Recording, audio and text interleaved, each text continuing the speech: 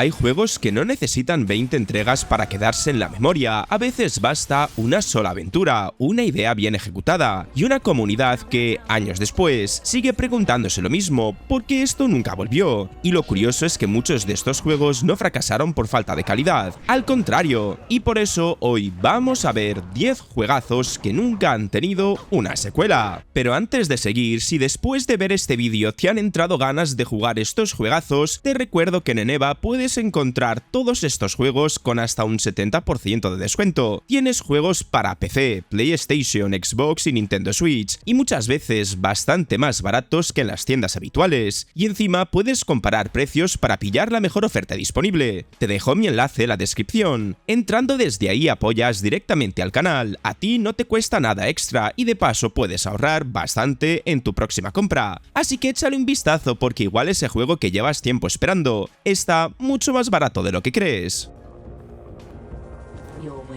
Y ahora sí, vamos a empezar con Star Wars Republic Commando, un juego que dejó claro que Star Wars podía funcionar perfectamente sin Jedis ni sables láser. Porque no era simplemente otro shooter de Star Wars, era un juego con personalidad propia, con mala leche, con ritmo, con escuadrón, y con una idea que todavía hoy sigue teniendo una fuerza brutal. Deja de ser el Jedi elegido de turno y convierte en un soldado de élite que entra en misiones donde todo huele a desastre. Salió en 2005, como un shooter táctico en primera persona de LucasArts, centrado en el Escuadrón Delta dentro del universo de Star Wars Legends, y ahí estaba parte de su magia. No ibas por ahí moviendo la fuerza ni sacando un sable láser cada 5 minutos, eras Boss, liderando a Scrooge, Fixer y Sev, y el juego conseguía que esos tíos parecieran compañeros de verdad. No eran simples NPCs pegados a tu espalda, les mandabas abrir puertas, colocar explosivos, cubrir posiciones, piratear sistemas o curarte en mitad del caos. Y lo mejor es que todo fluía sin convertirlo en una clase de estrategia pesada. Era táctico sí, pero directo. Además, tenía una atmósfera increíble. Republic Commando enseñaba una Star Wars más sucia, más militar, más cercana al barro que al mito. Geonosis, las naves espartianas, Kashyyyk, todo tenía ese punto de operación suicida donde cada sala parecía una encerrona. Y encima terminaba con ese golpe de Sev, dejando una herida abierta que pedía una continuación a gritos. ¿Y entonces por qué nunca llegó? Pues porque el juego cayó en una zona muy peligrosa,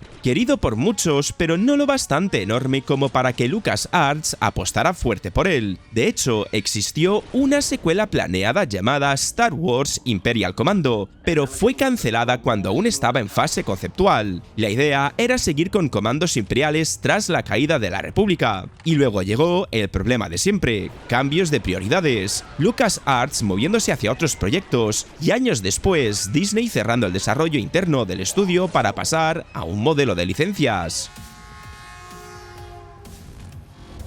Y luego tenemos el caso de Sunset Overdrive, que era color, caos y movimiento puro. Y es que este es uno de esos juegos que miras ahora y dices, ¿cómo demonios esto no tuvo una segunda parte? Porque tenía justo lo que muchas veces le pedimos a los mundos abiertos: velocidad, personalidad, humor, movimiento constante y una ciudad que no estaba ahí solo para rellenar el mapa. Salió en 2014, desarrollado por Insomniac Games y publicado por Microsoft Studios, como exclusivo de Xbox One, aunque más tarde llegó también en PC en el 2018. Y lo más fuerte es que no se parecía demasiado a nada de lo que estaba en moda de ese momento. Mientras muchos juegos intentaban ser serios, grises y dramáticos, Sunset Overdrive entraba por la puerta dando una patada, con mutantes naranjas, armas absurdas, punk rock, chistes constantes y una ciudad convertida en un parque de atracciones apocalíptico. No ibas caminando de misión en misión como si estuvieras haciendo recados. Aquí ibas rebotando en coches, grindando cables, corriendo por paredes y disparando mientras todo explotaba a tu alrededor. La clave era esa: moverse era divertido.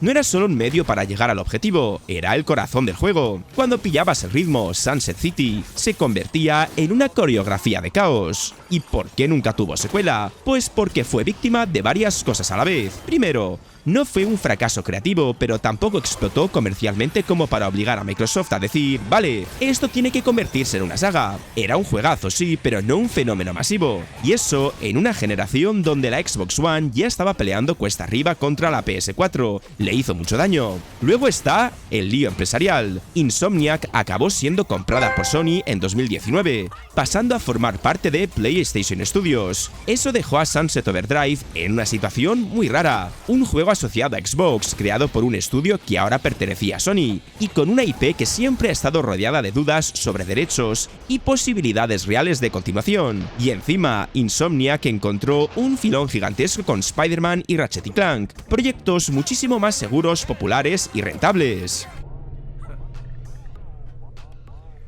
Después llegamos a Bloodborne, seguramente uno de los casos más dolorosos. No era simplemente un Dark Souls con pistolas, que es la frase fácil, era otra cosa. Más agresivo, más enfermo, más elegante, más incómodo. Un juego que te soltaba en Yharnam, una ciudad gótica podrida hasta los huesos, y te decía, sal ahí fuera, aprende a golpes y no preguntes demasiado. Y eso era parte de su encanto. Bloodborne no te llevaba de la mano, te empujaba a una pesadilla y confiaba en que tú fueras juntando las piezas. Al principio pensabas que estabas cazando bestias, pero poco a poco el juego empezaba a abrirse como una herida rara. Enfermedades, cultos, sangre, dioses antiguos, locura cósmica. De pronto ya no estabas en una simple cacería, estabas metido en una historia que parecía escrita dentro de una fiebre. Jugablemente encima era una barbaridad. Bloodborne te obligaba a pelear hacia adelante y nada de esconderte eternamente detrás de un escudo. Aquí si te daban podías recuperar vida contraatacando rápido, así que el propio sistema te convertía en un cazador desesperado. Era elegante pero también salvaje, y cuando le pillabas el ritmo, cada combate parecía una danza macabra donde un error te mandaba al suelo, pero una buena lectura te hacía sentir invencible. Lo más doloroso es que tenía todo para continuar, un mundo riquísimo, una estética inconfundible, jefes memorables, armas con transformaciones brutales y una comunidad que lleva años pidiendo aunque sea una señal. Pero Bloodborne está atrapado en una jaula muy concreta. Es una IP publicada por Sony, desarrollada por From Software y lanzada originalmente para PS4 en el 2015. PlayStation lo sigue listando como título de PS4, con lanzamiento el 24 de marzo. Y ahí la cosa se complica. From Software siguió creciendo con Dark Souls 3, Sekiro, Elden Ring y sus expansiones, mientras Sony nunca convirtió Bloodborne en prioridad visible. Ni secuela, ni remaster oficial, ni parche de 60 FPS. Y cuanto más tiempo pasa, más parece uno de esos tesoros que todos aman, pero que ninguna compañía terminan de desbloquear.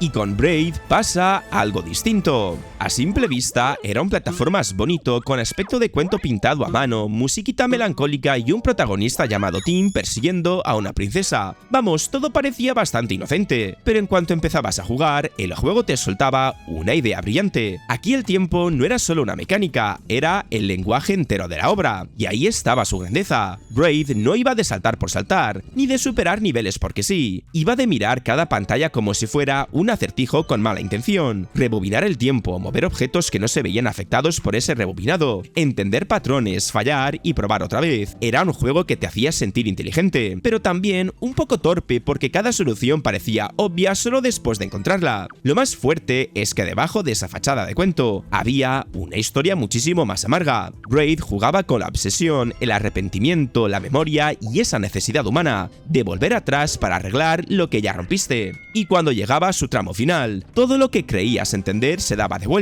De repente, ese héroe romántico ya no parecía tan héroe, y esa búsqueda de la princesa tenía un sabor bastante incómodo. Con un juego así, lo normal habría sido pensar, vale, ahora toca Braid 2. Pero ahí está lo curioso, Braid no estaba construido como el primer capítulo de una saga, sino como una pieza cerrada. Jonathan Blow hizo un juego con una idea muy concreta, lo exprimió hasta el final y lo dejó donde tenía que dejarlo. Además, su creador no parecía interesado en repetir la misma jugada. Después se fue a hacer The Witness, otro juego de puzzles completamente distinto, más grande, más silencioso y más obsesivo. Y eso explica mucho, Braid no se quedó sin secuela por falta de calidad, se quedó sin secuela porque no quería convertirse en una franquicia. Y ahora pasamos a Vanquish, que es otro caso de manual, porque Vanquish no quería que te quedaras quieto, no quería que jugaras con miedo, ni que pasaras media partida pegado a una pared esperando a que los enemigos asomaran la cabeza. Quería que entraras deslizándote por el suelo a toda velocidad, disparando, esquivando misiles y sintiéndote como si estuvieras rompiendo el juego a propósito. Lo brillante era eso, parecía un shooter militar futurista más, pero en realidad era una bestia de acción pura. Platinum Games cogió la estructura típica de soldado contra ejército enemigo y la convirtió en una coreografía de la adrenalina. El traje ARS de Sam Gideon no era solo una excusa visual, era el alma del combate. Te permitía impulsarte, ralentizar el tiempo, cambiar de posición en segundos y convertir cada tiroteo en una especie de baile mecánico donde si jugabas bien, no sobrevivías por cubrirte, sobrevivías por moverte mejor que todos. Y encima tenía ese toque exagerado casi de anime bélico, con diálogos intensos, explosiones imposibles y jefes enormes que parecían salidos de una fábrica de pesadillas metálicas. La parte amarga llega cuando ves que tenía material de sobra para continuar. Su sistema de combate podía haber evolucionado muchísimo. El mundo podía haberse ampliado, y Sam Gideon tenía potencial para volver con una secuela todavía más salvaje, pero Vanquish cayó en ese maldito mundo donde caen muchos juegazos. La crítica lo valoró, los jugadores que lo probaron lo recuerdan con cariño, pero comercialmente no explotó como para convertirse en prioridad. Además, Platinum Games siguió saltando entre proyectos distintos, y Sega tampoco pareció empujar Vanquish como una saga grande.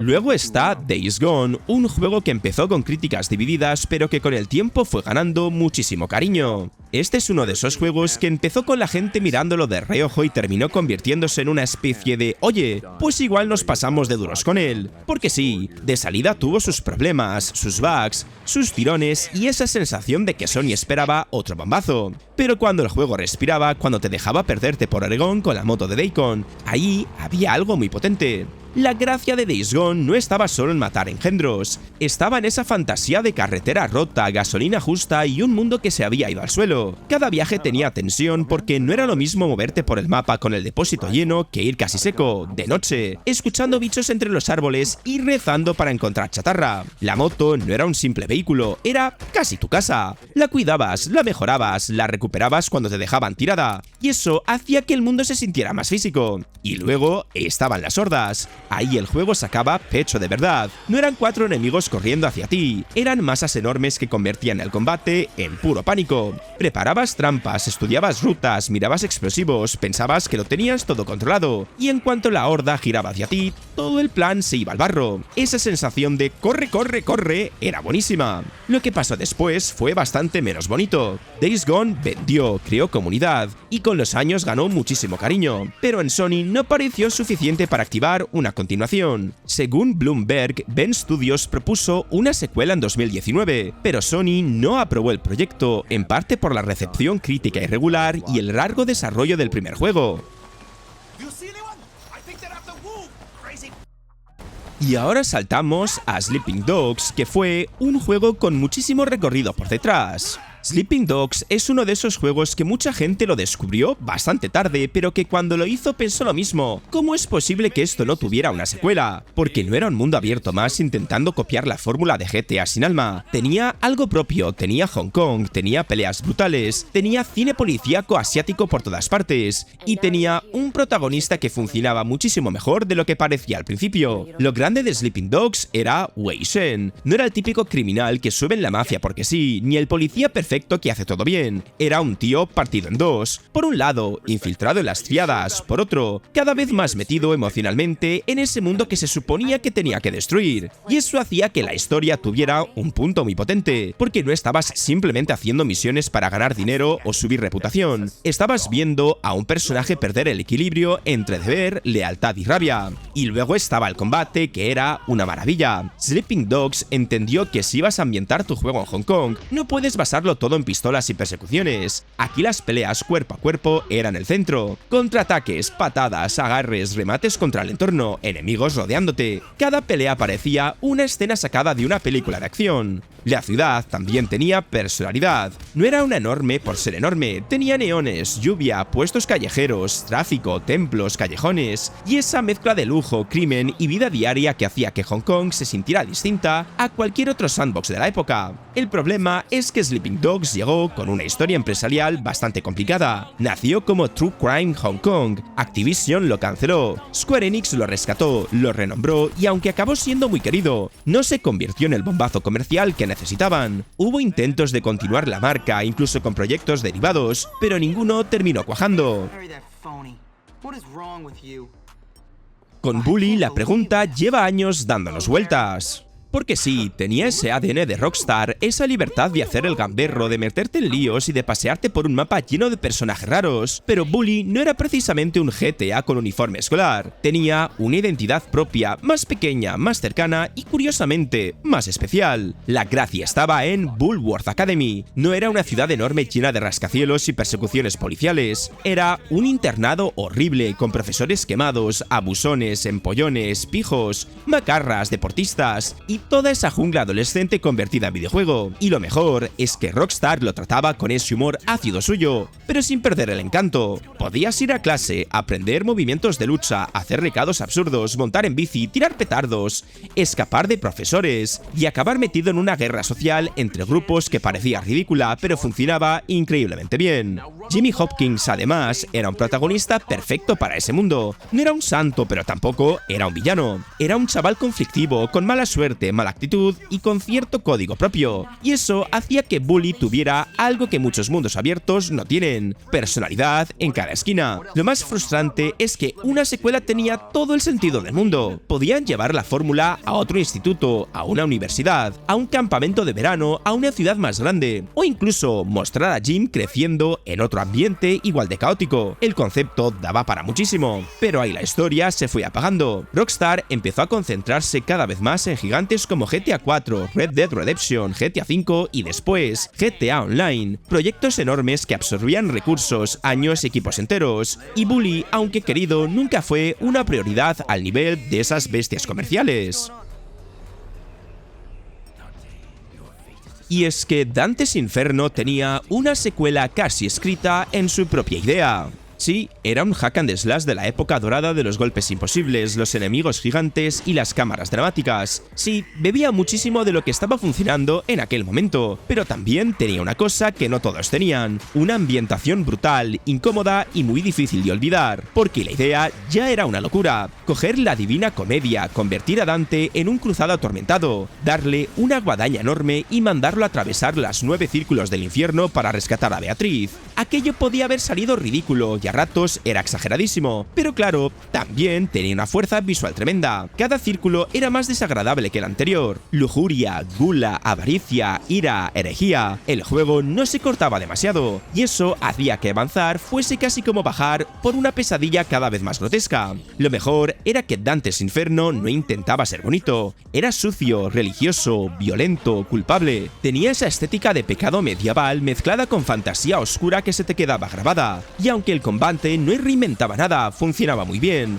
Era rápido, agresivo, con mejoras, habilidades sagradas e impias, enemigos deformes y jefes que parecían diseñados para incomodar antes que para lucirse. El problema llegó justo después. El final dejaba clarísimo que la historia podía continuar con el purgatorio y luego incluso con paraíso. Vamos, la trilogía estaba servida casi en bandeja. Pero Dante's Inferno salió en 2010, en una época donde competir dentro del género era durísimo, y aunque hizo ruido, no se convirtió en ese bombazo capaz de justificar una saga entera.